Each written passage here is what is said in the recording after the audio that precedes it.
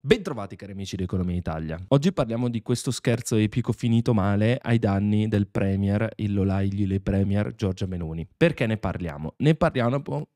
Perché ne parliamo? Ne parliamo perché secondo me ha dei risvolti abbastanza agghiaccianti. Cosa è successo? Per farvela breve, è successo che nel silenzio di Palazzo Chigi un duo comico russo è riuscito a ottenere un colloquio con Giorgia Meloni. Ora io vi lascerò questi 13 minuti di questa chiamata e poi magari ci riflettiamo. Quindi se volete skippare i 13 minuti, qua sotto trovate proprio il minutaggio. Quindi eventualmente se avete già sentito l'audio potete direttamente skippare alle mie considerazioni. Speaking. Hi, dear Prime Minister. Nice to hear you. Nice to meet you. So, thank you for your time and. How are you? I'm good. I'm good now. I heard many bad news. So, what is the situation? Yes. The situation is a bit difficult. Anyway, the situation is very difficult for us to manage in this time. We've had from the beginning of the year, so in 9 months, more than 120,000 people who came mostly from Tunisia. So a situation which is very difficult on every side, on the humanitarian side, the logistics side, the security side. So I'm having, and what I see is that these flows risk to be increased for the situation that's going on in Africa, moreover in the Sahel, but also with the problem of the grain and all the problems that you know quite better than me. We are working also with the European Union for a memorandum with Tunisia to help, not only managing migration. I mean, my idea is always that you have to do both the things. From one side, I agree absolutely, and I just met with Charles Michel, and we had a conversation about the situation. And he said that the problem is that Italy can't stop them, and he thinks it is a problem mostly from Italian side, as he told me. Yeah, absolutely. Europe has thought for a lot of time that it could solve the problem closing it in Italy. What they don't understand is that it is impossible. The size of this phenomenon is something that involves, in my opinion, even not only the European Union but the UN. But the problem is the others, they don't care.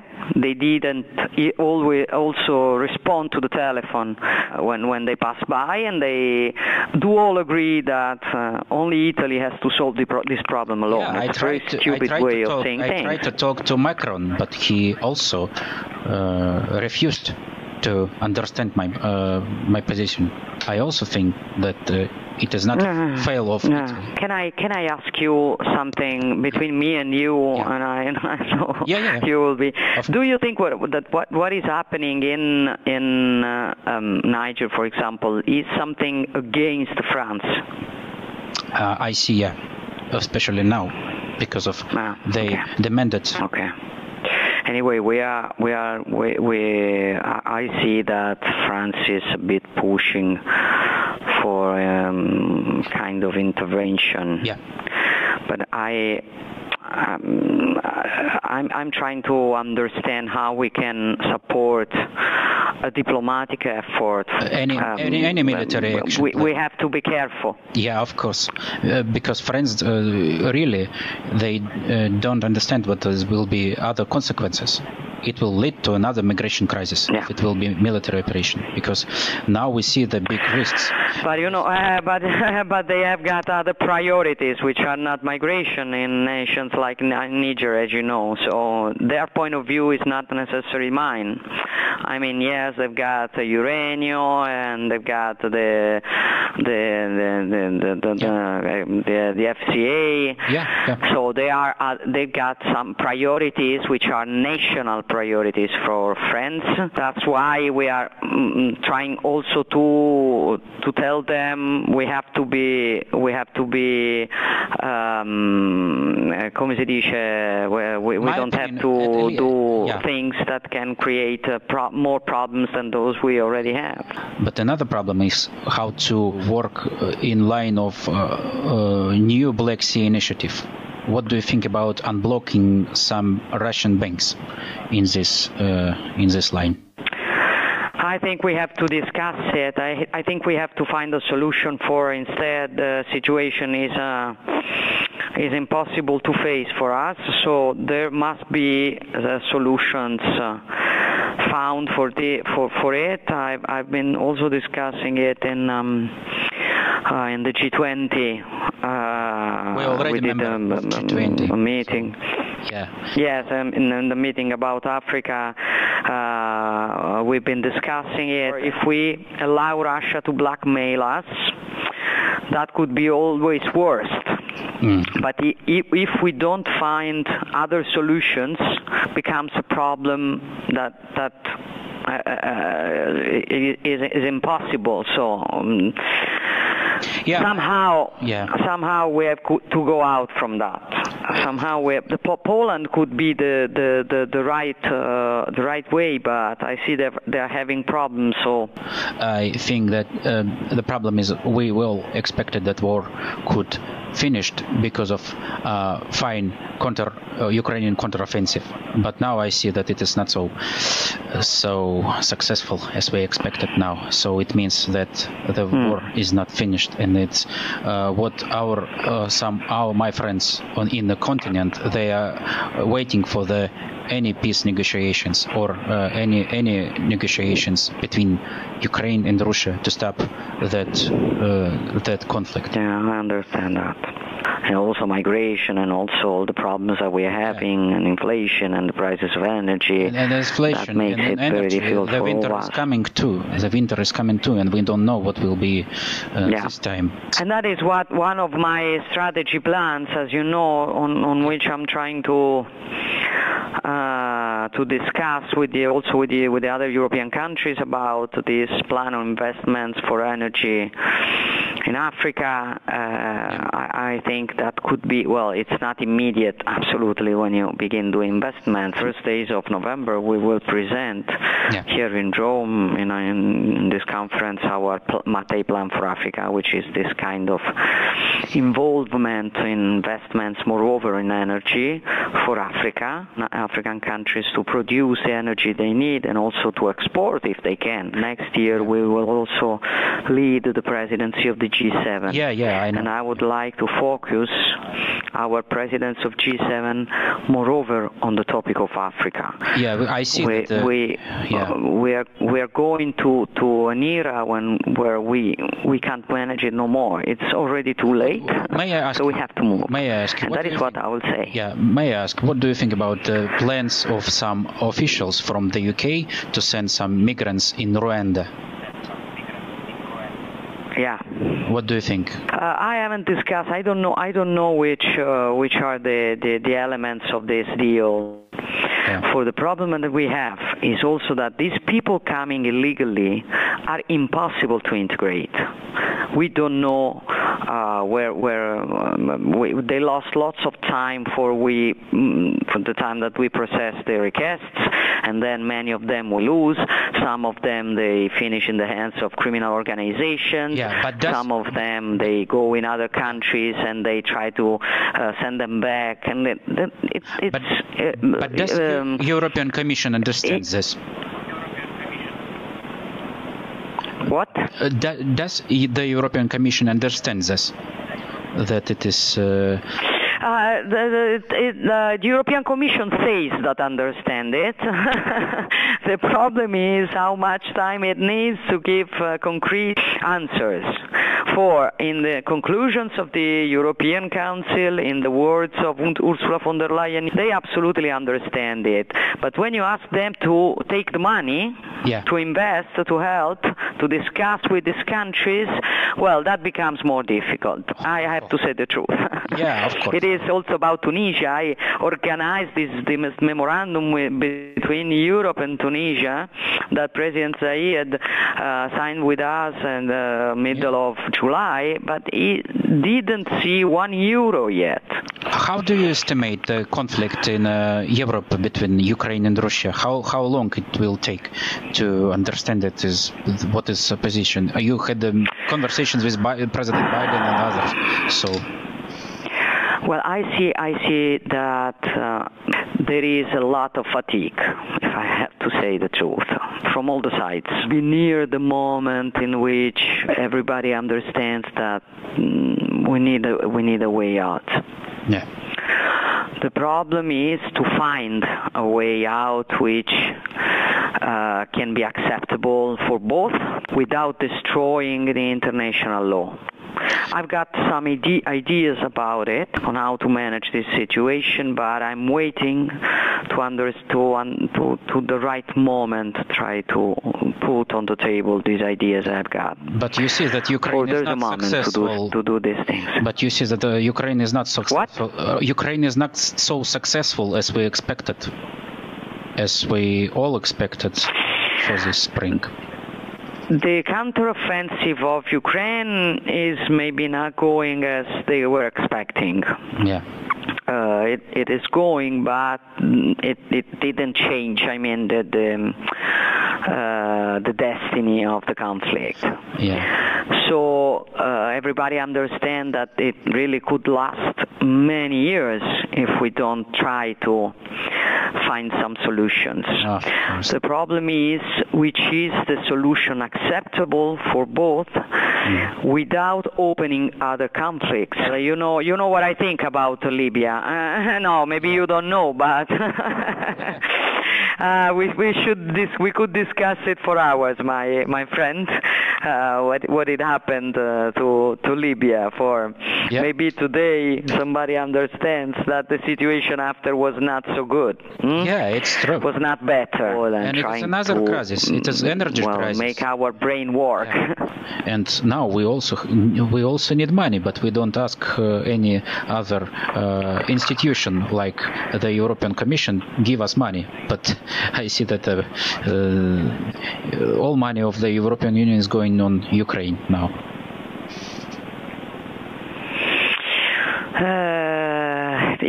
What I'm working on is to let them come to Africa too.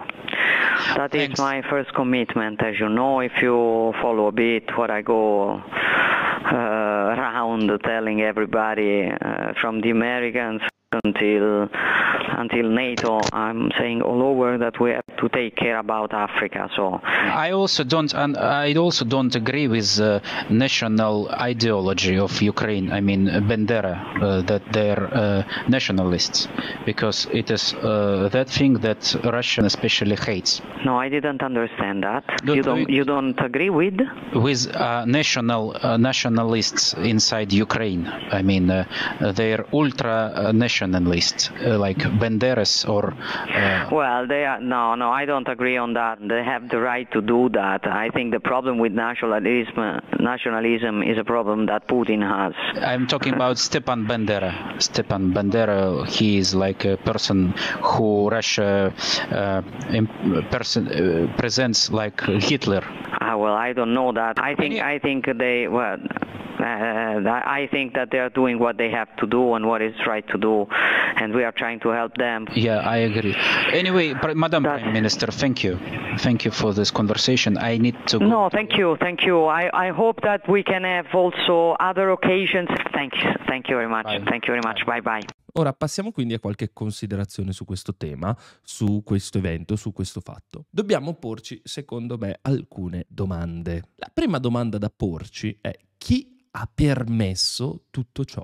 Come è stato possibile che una persona a caso sia riuscita a mettersi in contatto col premier Giorgia Meloni, al telefono tra l'altro. Ora, in questa chiamata, a parte questioni, diciamo, che potevamo sospettare, a parte posizioni che magari conoscevamo già, vero che questa chiamata non rivela chissà quale segreto di Fatima, ma capite bene che sarebbe potuta andare in un altro modo. Quindi questo è un elemento secondo me da mettere in evidenza. E quindi bisogna chiedersi chi ha permesso che ciò accadesse. Chi ha permesso che la sicurezza dello Stato fosse messa in pericolo. Un pericolo che poi non si è realizzato, ma è evidente che tutto ciò fa trasparire un rischio potenziale elevatissimo. Per questo motivo, a mio avviso, prima di tutto bisognerebbe chiedersi se verrà aperta un'indagine, una verifica. Bisogna